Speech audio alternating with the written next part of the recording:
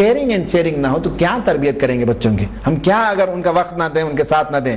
تو یہ بات بہت ضروری ہے۔ ہمارے ایک دوست نے مجھ سے پوچھا کہ امین صاحب میری بچیاں اور میرے بچے آتے ہیں، میں جب آفس سے آتا ہوں بستی سے، مجھے سلام کرتے ہیں اور دور سے چلے جاتے ہیں، مجھے بڑا احساس ہوتا ہے یہ میرے بچے مجھ سے آ کر لگتے کیوں نہیں؟ میں نے کہا کہ شاید آپ بچپن میں ان کو اٹھا کر آپ نے نہیں پالا ہے، آپ کی بیوی نے پالا ہے، کبھی آپ نے ان کا پیخانہ صاف نہیں کیا، ان کو نہلایا نہیں، ان کو دھلایا نہیں، انہیں پاک صاف نہیں کیا، کیا یہ بات صحیح ہے؟ تو کہا بالکل صحیح ہے۔ تو کہا کہ بچے آپ سے دور ہی رہیں گے۔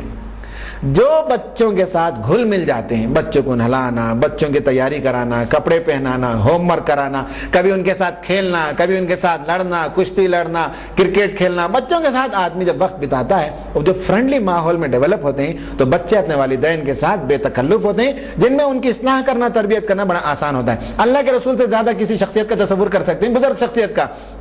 اللہ کے رسول کے بارے میں کہ نبی کریم صلی اللہ علیہ وسلم ایک مرتبہ حضرت علی آ کر اپنے گھر میں دیکھتے ہیں تو کیا دیکھتے ہیں کہ حضرت علی کے گھر میں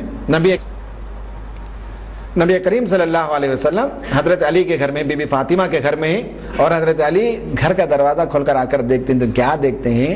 سرکار دو جہاں، دونوں جہاں کے آقا اور اتنی بڑی سلطنت کے مالک اور آخری رسول صلی اللہ علیہ وسلم بچوں سے کیا پیار، کیا محبت کرتے ہیں کہ اپنے نواسوں کو، حسن اور حسین کو پیٹھ پر بٹھائیں اور چار پیر سے آپ چل رہے ہیں، گویا کہ دونوں پیر اور دونوں ہاتھ کو زمین پر لگائے ہوئے بچوں کو بٹھا کر چل رہے ہیں۔ کیا منظر ہوگا، کیا تصور؟ آپ سوچ سکتے ہیں کسی دیندار آدمی کے بارے میں کہ بہت بڑے حضرت، بہت بڑے مولوی اپنے بچوں کو پیٹھ پر بٹھا کر چار پیر سے چلنے لگے؟ کسی کا تصور کر سکتے ہیں؟ کیئرنگ اینڈ شیئرنگ، بچوں کے ساتھ جو پیار، جو محبت، جو کھیل کود ہے، اس سے بچوں کی تربیت ہوتی ہے۔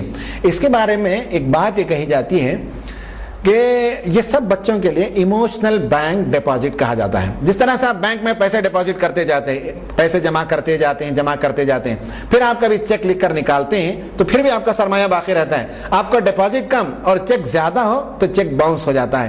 اسی طرح بچوں کے جذبات میں، ایموشنل بینک میں آپ ڈپازٹ کرتے رہے، ان سے کھیل کر، ان سے پیار کر کے، ان سے باتیں کر کے، ان سے کہانی سنا کر، ان کے ساتھ جو ہے آپ وقت بتا کر، انہیں نہلا کر دھلا کر ان کی ضروریات کو پوری کرتے رہتے ہیں، تو ایک ایک مرتبہ آپ ان کے بینک میں، ایموشنل بینک میں ڈپازٹ کرتے جاتے ہیں۔ اگر بالفرض کسی وجہ سے آپ انہیں ڈانٹتے ہیں، آپ ان پر غصہ کرتے ہیں، تو ایک چیک آپ نے گویا کہ نکالا، چیک کے ذریعے سے آپ نے وڈرا کیا کچھ کیش، اس کے باوجود ان کے پاس بیلنس موجود ہوتا ہے، پھر بھی وہ ہم سے محبت کرتے ہیں۔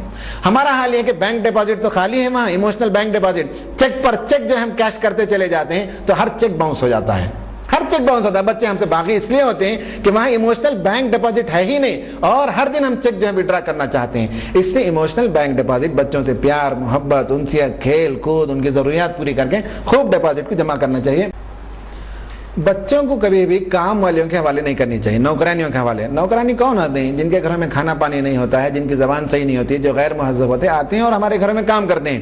بچوں کو ان کے حوالے کرنے کے نتیجے میں بچوں کی زبان گندی ہو جاتی ہے، گالم گلوچ کرتے ہیں، بری عادتیں سکھا دیتے ہیں، برے اخلاق سکھا دیتے ہیں۔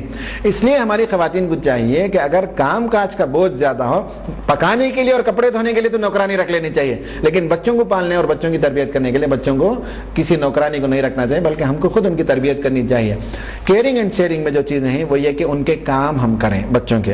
نمبر 2 ان کو لوریاں سنائیں، نمبر 3 ان کو کہانیاں سنائیں، نمبر 4 ان کے ساتھ کھیلیں، نمبر 5 ان کے مسابقت کمپٹیشن کرائیں، 5-4 بچوں کو جمع کر لیں، کبھی قرات کروائیں، کبھی فلاں آپ ان سے کوئز کروائیں، یہ سب جو ہے مسابقت ان سے کروائیں، کبھی ان کے سبق پڑھوائیں، اور صبح شام کی جو دعائیں ہیں بچوں کے ساتھ وہ دعا ہم پڑھیں، ان کو پڑھائیں، رات میں سوتے وقت دعا پڑھائیں، کپڑا پہنتے وقت دعا پڑھائیں۔ اس طرح سے کیئرنگ اینڈ شیئرنگ کا حق ادا ہوتا ہے۔ یہ نمبر 3۔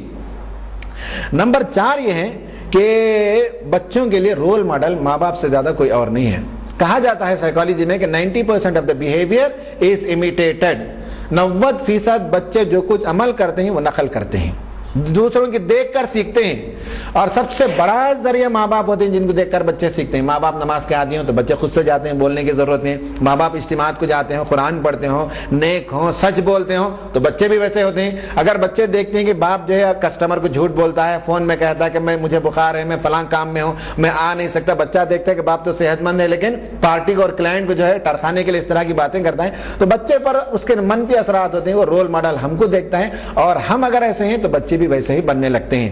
رول ماڈل والدین ہوتے ہیں. لیکن آج ہمارے پاس دیکھیے کہ رول ماڈل ہمارے بچوں کو پوچھیں تو کسی کرکٹ اسٹار کا نام لیتے ہیں, کسی فلم ایکٹر یا فلم ایکٹریس کا نام لیتے ہیں, یا پھر بل گیٹس کا نام لیتے ہیں, یا پھر جو ہے کسی پرائم منسٹر کا, چیف منسٹر کا, یا گلی کے کسی دادا کا, یا کسی بڑے تاجر کا نام لیتے ہیں کہ ان کے لیے رول ماڈلز وہ ہوتے ہیں. حالانکہ رول ماڈل ماں باپ سے زیادہ بہترین رول ماڈل کوئی نہیں ہے. اللہ کے رسول صلی اللہ علیہ وسلم سے زیادہ رول ماڈل کون تھے؟ دیکھیں زید بن حارثہ رضی اللہ تعالیٰ عنہ, وہاں ان کو قافلے سے لوٹ لیا گیا تھا, لا کر مکے میں بیچ دیا گیا تھا. بی بی خدیجہ نے انہیں خریدا اور اس کے بعد شادی ہونے کے بعد اللہ کے رسول کو انہوں نے گفٹ کر دیا, اور حضرت زید ان کے پاس پلتے بڑھتے تھے.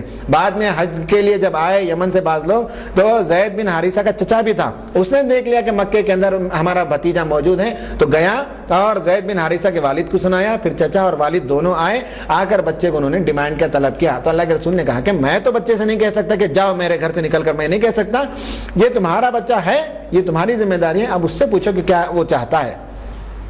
بچے نے والدین کو مانا, گلے مل کر رویا, ان سے جو ہے خوشی کا اظہار کیا, سب کچھ کیا, لیکن کہا کہ نبی کریم صلی اللہ علیہ وسلم سے زیادہ شفیق اور مہربان میں نے کسی کو نہیں دیکھا, میں آپ کو چھوڑ کر نہیں آنا چاہتا, اللہ کے رسول کو چھوڑ کر جانا نہیں چاہا.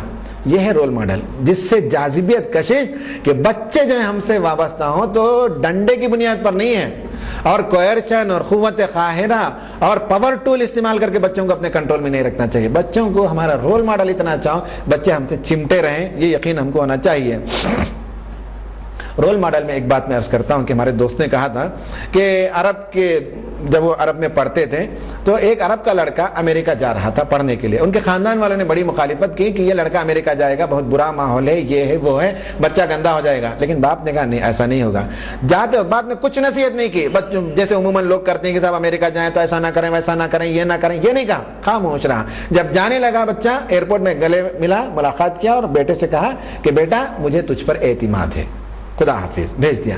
صرف ایک جملہ اس نے کہا کہ بیٹا مجھے تجھ پر اعتماد ہے. کس بات پر؟ میں نے جو تربیت کی اس تربیت کے نتیجے میں مجھے تجھ پر اعتماد ہے.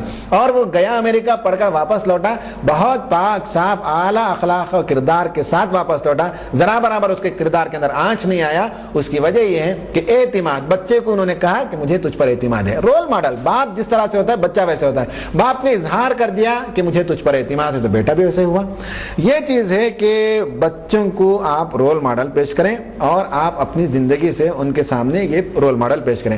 رول ماڈل میں ایک بات یہ بھی ہے کہ آپ ان کو ساتھ لے جائیں نماز میں, آپ ان کو ساتھ لے جائیں. جب صدقہ و خیرات کریں تو ان کے ہاتھ سے صدقہ و خیرات کرائیے. آپ اپنے دوستوں سے تعارف کروائیے, آپ ان سے قرآن کے بارے میں گفتگو کیجئے, فلاں صورت میں فلاں آیت میں کیا بات ہے بیٹے بتاؤ.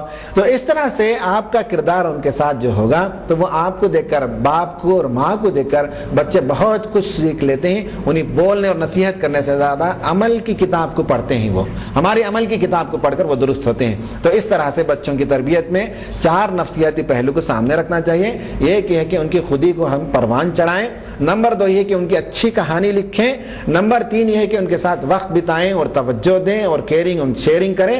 اور نمبر 4 یہ کہ ہم خود رول ماڈل بنیں. اللہ تعالیٰ سے دعا ہے کہ اللہ تعالیٰ ہمارے بچوں کو ہماری آنکھوں کا نور بنائے, ہمارے دل کا سرور بنائے, ہمارے لیے دنیا اور آخرت کا سرمایہ بنائے, اور انہیں اللہ تعالیٰ صالحیت اور صلاحیت عطا فرمائے.